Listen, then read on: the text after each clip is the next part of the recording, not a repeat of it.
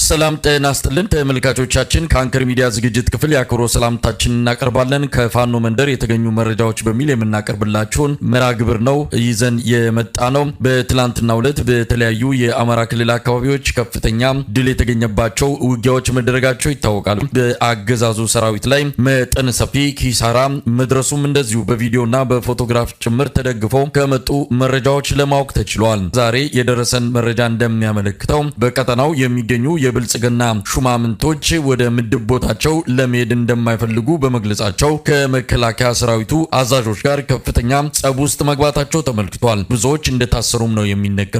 ድሉን መነሻ አድርገን ከድሉ በኋላ የተከሰቱ አንዳንድ ጉዳዮችን ይዘን ኮሎኔል አበራ አዛናው የአማራ ፋኖ ብሔራዊ ንቅናቄ በጎንደር ከፍተኛ ወታደራዊ አመራር ናቸው መስመር ላይ ይገኛሉ። ኮሎኔል አበራ በጣም አመሰግናለሁ። ሰሞኑን ምን ሰማው ምንድነው? እናንተ ቀጠና ላይ ከፍተኛ ውጊያዎች እየተደረጉ ነው። ያገዛዙ ሰራዊት በከፍተኛ ቁጥር ገብቷል። የሚሊሻና የአድማ በታኝን ከፊት አድርጎ መከላከያው ከኋላ ሆኖ በፋኖ ኃይሎች ላይ መጠነ ሰፊ ጥቃት መሰንዘሩን አገዛዙም እየገለጸ ይገኛል። በስም እየጠቀሰ ብዙ የፋኖ አመራሮችንም ደምስሻለሁ እያለ ነው። ምንድነው ከሰሞኑ በተለየ ሁኔታ እየተካሄደ ያለው አውደ ውጊያ? አብይ አህመድና እነ ብርሃኑ ጁላ ስብሰባ አድርገው ነበር። ከፍተኛ ወታደራዊ አመራሮች በዚህ ላይ ያደረጉት ግምገማ ምንድነው? ፋኖን አልቻልነውም ተሸንፈናል የሚል ነው። ስለዚህ አሁን የተሰጣቸው አቅጣጫ ምንድነው? እንደኛ ከዚህ ምርጫ በኋላ አገሪቱ መንግስት አልባ ነች።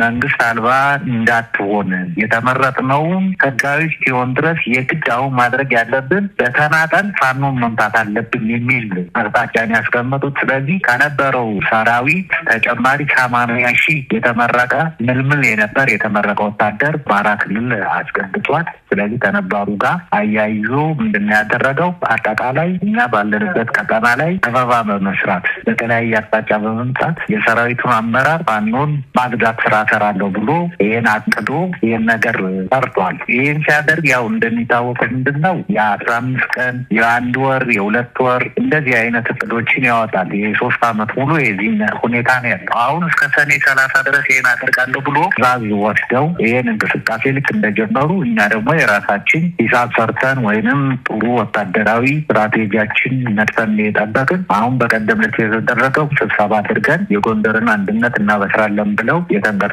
ወንድሞቻችን የአመራሮች ከኛ ጋር ተገናኝተን ስለዚህ ጉዞ ወደ ደንቢያ ሩቢት የሚባል አካባቢ ልክ እንደገባን በተለያየ አቅጣጫ በአራት አቅጣጫ ከፍተኛ ኃይል ያለው ሰራዊት ያሰልፎ እኛን ለመክበብ የመጣ። ስለዚህ እኛ ምንድን ያደረግን እየተቀላቀልን ስልታዊ ማክበብ እያደረገ የግናው የፋኖ ሰራዊት ጠላት ላይ ከፍተኛ የሆነ ድል አስመዝግበናል። ቆላድባ የሚባል ከተማ አለ። 3 አይሱዙ አስከሬን ሙሉ ነው ይዞ ሄደ። ቁስለኛ ነው ይዞ ወደዛ ድረስ የሄደው። ከዛ አንጠባጥቦ ይዞት የሄደ የወደቀ የተሰዋ በጣም ከፍተኛ ብዛት ያለው የአካባቢ ህብረተሰብ እያነሳ እንዲቀብር የተደረገበት ሁኔታ ነው ያለው። ይሄን ምንድነው ኢንፎርሜሽን ደርሶታል። የተንቀሳቀሰው ከተለያየ ቦታ ላይ ተቋራ ወንድሞች ጋር ተገናኝተን ይሄን ነገር የጎንደርን አንድነት ቁጭ ብለን ተነጋግረን በጠረጴዛ ዙሪያ ችግራችን ፈተን ጎንደርን አንድ ለማድረግ ይሄን ነገር ስለሚያውቅ፣ ሁለተኛ ጊዜው ሲደርስ የምንናገረው ነገር ይኖራል እንጂ የጎንደርን አንድነት የማይፈልጉ አካላት አሉ። እሱ ጊዜው ሲደርስ ማን እንደሆኑ እንናገራለን። በእነሱ አማካኝነት ኢንፎርሜሽን ደርሶት እኛን ከበባ አድርጎ አመራሮችን አጠቃላይ ለማስቀረት ከፍተኛ የሆነ ዝግጅት አድርጎ ነው የመጣ። በዚህ አማካኝነት ውጊያ ሲደረግ 3 ነገር ይዞ ነው የሚገባው ሰራዊት። አንደኛ ሊሰዋ ይችላል፣ ሁለተኛ ሊቆስል ይችላል፣ ሶስተኛ በጠላት ላይ ከፍተኛ የሆነ ድል ያስመዘግባል። በአመራሮች ላይ ምንም አይነት ጉዳት እንዳይደርስ አድርገው እኛን በሰላም እንድንወጣ ተደርጓል። ይሄ የተደረገው ከንጋቱ 12 ሰዓት እስከ ማታ 12 ሰዓት ነው ውጊያውን ያከናወነ። ስለዚህ በድል የተጎናጸፍንበት ውጊያ ነው የተደረገው። መሬት ላይ ያለው ነገር ሌላ ነው። የብልጽግና አክቲቪስቶች የሚያወሩት እናንተ የሚሉት የተሳሳተ ነው፣ ፕሮፓጋንዳ መሆኑ እናውቃለን። መሬት ላይ ያለው ነገር ግን የኛ ኃይል በሚገባ አድርጎ በወታደራዊ አናገር የመለስንበት ሁኔታ ላይ ያለ ነው። ኮሎኔል አበራ እዚህ ላይ እንግዲህ አብይ አህመድ አገዛዝ ክረምቱ ሙሉ በሙሉ ከመግባቱ በፊት የፋኖ ኃይሎች ከሌሎች ጋርም ተባብረው የጋራ ግንባር ፈጥረው ጥቃት ከመሰንዘራቸው በፊት በተናጠል የተለያዩ ሙከራዎችን በማድረግ ለማዳከም እንቅስቃሴ መጀመሩን በተለያዩ መረጃ ምንጮች አረጋግጠናል። በተለይ ጎንደር ላይ አተኩሯል።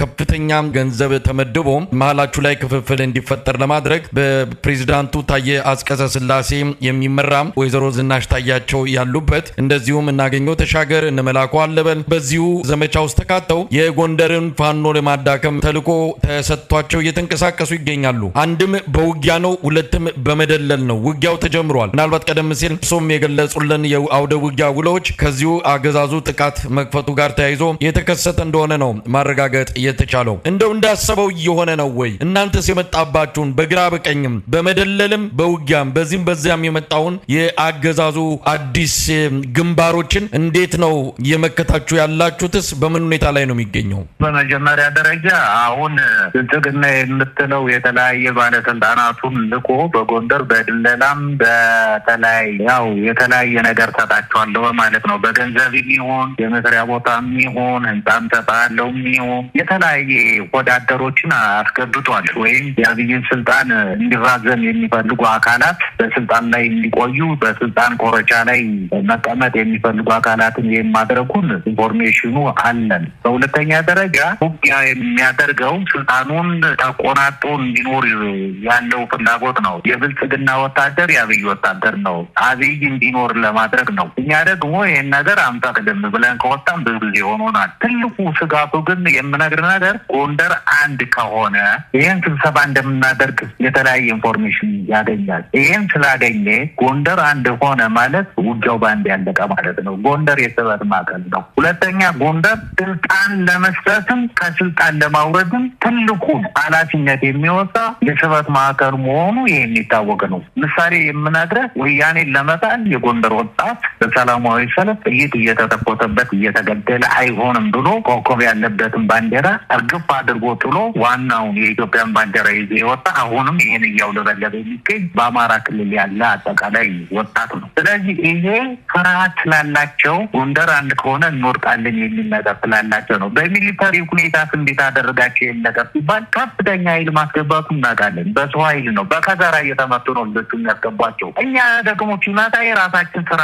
ሰርተን እየጠበቅን ጠላት ላይ ከፍተኛ የሆነ ድል እየተጎናጸፍን ያለንበት ሁኔታ ነው። አሳፍረን እየመለስን ያለንበት ሁኔታ ነው። አሁን ከሰኔ 1 ጀምሮ እስካሁን ድረስ ውጊያ ላይ ነን። በተከታታይ ውጊያ ላይ ነን። በጠላት ላይ ከፍተኛ የሆነ ድል እየተጎናጸፍን ያለንበት ሁኔታ ነው እና ጥሩ የሆነ ዝግጅት አድርገን ወታደራዊ በሰው ኃይልም በማቴሪያልም ጥሩ ዝግጅት አድርገን ጠላትም እየመታን ያለንበት ሁኔታ ላይ ነው ያለን። እንግዲህ አገዛዙ ድል እንደቀናውም እየተናገረ ነው። ቀጠናው የትብብር መንፈስ በትብብር የሚደረጉ ቀጣይ ተጋድሎዎች እንዳሉ ይታወቃል። ተባብረው እንዳይመጡበት ነው እንግዲህ እንደዚህ አይነት ነገሮችን እያደረገ ያለው። ለፋኖም ለትግራይ ኃይሎችም ለኦሮሞ ነጻነት ሰራዊትም በተለያየ መልኩ የድለላና የሽምግልና ተልእኮች የተሰጣቸው አካላት ተሰማርተዋል። ለማንኛውም አሁን ጎንደር በምን ሁኔታ ነው ያለው? እንግዲህ እናንተ ኃይል ድልን እንዳደረጋችሁ ትናገራላችሁ። በአንጻሩ መስዋዕትነት መከፈሉንም እየገለጻችሁ ነው። ወዴት እያመራ ነው? እንደሚሉት እናንተን ጠራርጎ የማጥፋቱን ዘመቻ እያካሄደ ወይስ ደግሞ እናንተ እንደምትሉት የአገዛዙ ሰራዊት በከፍተኛ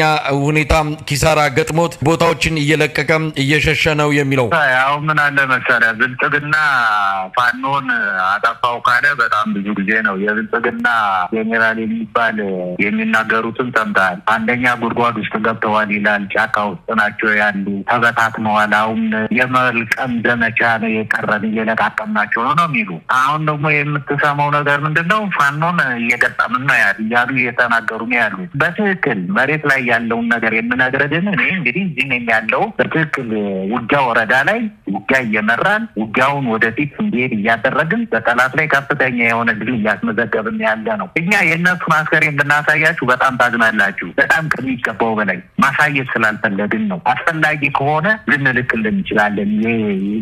እንጃ የአስከሬን ክምር እኛ የእህል ክምር እንጂ የአስከሬን ክምር አይተንም እንትንም ምናናቅ በሚገባ የተመታበት ሁኔታ ነው ያለ ጠላት። አሁን እኛ የምንፈልገው ምን ለመሰለህ ጎንደርን አንድ ለማድረግ መጀመሪያ ቤታችንን እንስራ። ማገር አለ፣ ምሰሶ አለ። ይሄን ካቆምን በኋላ ነው ሌላውን ነገር የምንሰራው። መጀመሪያ ግን ጎንደርን እናቆም። ጎንደርን ካቆምን በኋላ ሌላዎችን ነገሮች ማከናወን እንችላለን። ያንንም የኛ የራሳችንና የህዝብን ፍላጎት ታሳቢ አድርገን የህዝብ ብዙ ጥያቄ አለ። ያን ጥያቄ የሚመለከተው አካል ለፖለቲከኞች ሰጥተው ፖለቲከኞች እንደሚያደርጉት ነው። ኮሎኔል አበራም ለእናንተም መረጃው እንደደረሰ እርሶም እንደዚሁ ባለውት ቀደም ሲል በነበረው የመከላከያ ሰራዊት ኃላፊነት የሰሩ እንደሆነ ይታወቃል። የአገዛዙ ሰራዊት ያለበትን ቁመና የተመለከቱ መረጃዎች እንደሚደርሶት ተስፋ አደርጋለሁ። ከዚህ አንጻር ሰሞኑን አብይና ጀነራሎቹ ተገናኝተዋል፣ ብዙ ነገር አንስተዋል። በአስቸኳይ ይህንን ቋሽታችሁ አምጡ ነው የፋኖንም ሆነ የተነሱትን ኃይሎች በአስቸኳይ ድል ይዛችሁ እንድትመጡ የሚል ነገር ነው ይዞ የገለጸላቸው። የተለይም ደግሞ በቴክኖሎጂ ተጠቅመን እነዚህን ኃይሎች መበታተን አለብን የሚል ነው። የማያልቀው ቀነ ገደብ በዚህኛውንም ወቅት እስከ ሰኔ 30 ድረስ ቀነ ገደብ ተቀምጦ ድል ይዛችሁ ነው የሚል መመሪያ እንደተሰጣቸው ነው የተሰማው። እስቲ ምንድነው መከላከያ ሰራዊቱ ጀነራሎቹ አብይ አህመድ ከፍ ዝቅ ነው እያደረጋቸው ያለው አታስፈልጉኝም እስከ ማለትም ደርሷልና ምንድነው ያለው? እንደው ኮሎኔል አበራ እንግዲህ እኔ ጓደኞች ይደውሉልኛል ነገ ላይ ስማቸውን አልነግርም። ጄኔራሎች አሉ፣ ኮሎኔሎች አሉ ከኔ ጋር እኩል የነበሩ። አንደኛ ሰራዊቱ ፈርሷል። ቶሎ ብላችሁ ጎንደርን አንድነት እንትን አድርጉ። እኛ መውጫ አጣን ነው። ቶሎ ብለን ከተጠያቂነት ራሳችን እናድን። በቃ የሚታመን የለም እዛ ውስጥ የሚታመን አንድ ብሔር ብቻ ነው። ሌላ ብሔር አይታመንም። ስብሰባ ገብተው ቁጭ ሲሉ እንኳን ይሄን አሁን ምታስተላልፏላችሁ እዚህ ነገሌ እያለ ነው።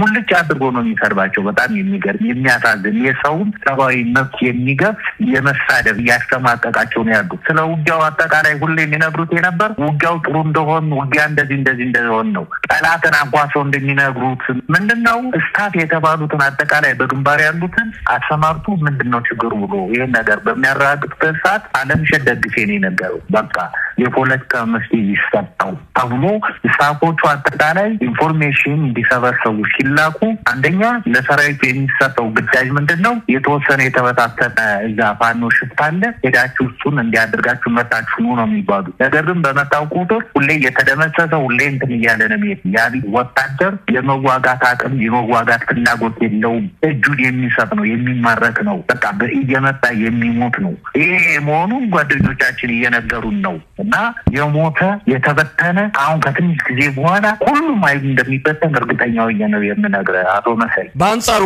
ሰሞኑን የአማራ ክልል ምስለኔ አስተዳደር በአማራ ክልል የሚገኙ የመንግስት ሰራተኞች በፋኖ ምክንያት ስራቸውን አቁመው ከስራ ውጪ የሆኑ በአስቸኳይ ወደ ስራ እንዲመለሱ አንድ መመሪያ አስተላልፈዋል። ይሄም በዋናነት የደጋፊዎችን ሞራል ለመገንባትና ፋኖች ምድር ላይ የሉም፣ ስለዚህ ወደ ስራ ገበታችሁ ተመለሱ የሚል መሬት ላይ ምንም አይነት ለውጥ እንደውም የበለጠ ኪሳራ እየደረሰባቸው ነገር ግን ሰራተኞች ወደ ስራ ገበታቸው በአስቸኳይ እንዲመለሱ የማይመለሱት ላይ ጥብቅ እርምጃ እንደሚወስዱ እያስጠነቀቁ ይገኛሉ። መሬት ላይ ያለው እውነት ምንድነው? ምርጫውንም አድርገናል፣ ስለዚህ ወደ ስራ ገበታችሁ ተመለሱና ስራችሁን ጀምሩ የሚልበት ቁመና አለው አማራ ክልል ላይ። አጠቃላይ እኛ በምንቆጣጠርበት ወረዳ ነጻ ባደረግነው 6ኛና 8ኛ ክፍልን አስፈጽመናል። ሁሉም መምህራን ተቆጣጥረን ያለንበት ቦታ ላይ ፈተናውን አይተን መታሸግ አለመታሸጉን አረጋግጠን ፈተና እንዲሰጥኛ ቀጥታውን ተቆጣጥረን ሁሉም ነገር አድርገን ሕክምና ጣቢያዎች ሁሉ በእኛ ቁጥጥር ስር ናቸው። መንገዶቹ በእኛ ናቸው። ትራንስፖርት የሚመላለሰው በእኛ ጋር ነው።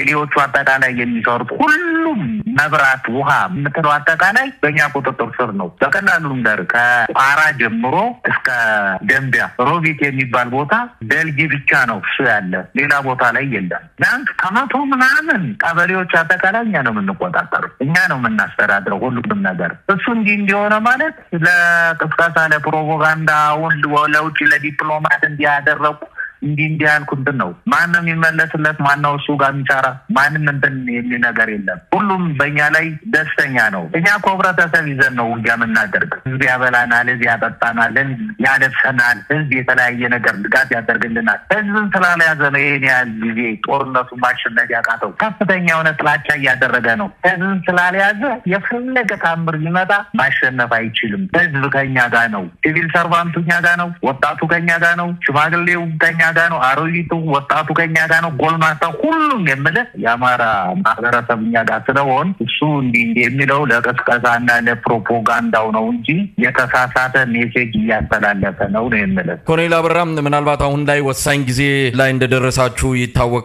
አብይ አህመድም እችን 3 ወር መስከረም ላይ መንግስት እስኪመሰረት ድረስ ነገሮች እሱ በፈለገው መንገድ የማይሄዱ ከሆነ ሁሉ ነገር ይበላሻል በሚል በከፍተኛ ስጋት በከፍተኛ ጭንቀት ሁሉን ነገር በመቆጣጠርና በኃይል በመጠቀም በዚህን ጊዜ ላይ ምንም ክፍተት ሳንፈጠር እችን 3 ወር እንደምንም ተሻግረን መንግስት ማቆም አለብን የሚለው ከፍተኛ ትኩረት የሰጠው ጉዳይ ሆኗል። ለዚህም ከምርጫው በኋላ የምክክር ኮሚሽኑ ላይ የሰራ ያለው ስራ በተለያዩ አካባቢዎች ሰራዊቱን አሰማርቶ በከፍተኛ ሁኔታ ህብረተሰቡን የማዋከብ እርምጃዎችን እየወሰደ ይገኛል። እንደው የመጪዎቹ ጊዜያትን እንዴት የኢትዮጵያ ህዝብ ይጠብቅ? አብይ አህመድ ሰክቷል። ተባብሮ ይመጣሉ ብሎ የሚፈራቸውን ኃይሎች በተናጠል በትናቸዋል ብሎ የጀመረው ዘመቻ ምን ያህል ርቀት ይወስደዋል? ምን ያህል ስኬታማ ይሆንለታል? በጊዜ ሂደት የምናየው ነው። ግን ምን ማለት ይቻላል? መጪዎቹን 3 ወራት መጪው 3 ወራት ምን ይሆናል መሰለህ አቶ መሳይ? ብልጽግና የሚደመሰስበትና የሚወገድበት ጊዜ ነው የሚሆነው። ይህንንም አሁን ከቅርብ ጊዜ በኋላ ትሰማዋለህ። አሁን ጎንደርን በዚህ ቅርብ ጊዜ ውስጥ